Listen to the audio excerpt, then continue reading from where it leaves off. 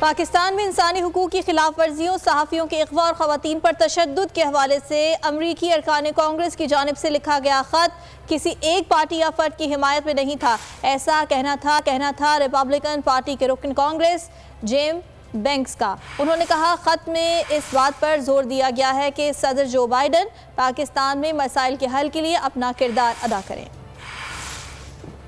Importance of the region, the importance of the relationship.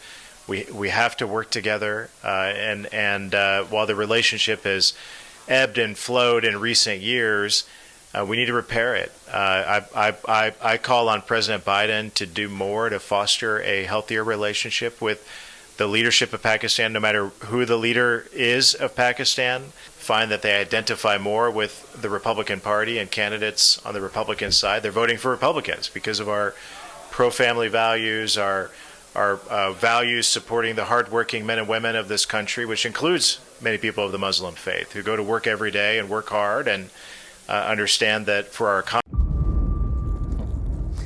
इंतज़ार था ना, चलो इस बार वो करते हैं जो इससे पहले किया ही नहीं। किस्मत की आंखों में आंखें डाल के जीतना होगा। सब में है शेर जैसी राह, जर्रा जर्रा भी हर कंटेस्टेंट को लगेगा पहाड़। लड़खड़ाना नहीं है, खोल दो अपने पंख अगर आसमान छूना है। अबे लग रहा है ये सब पहले भी कहीं सुना है।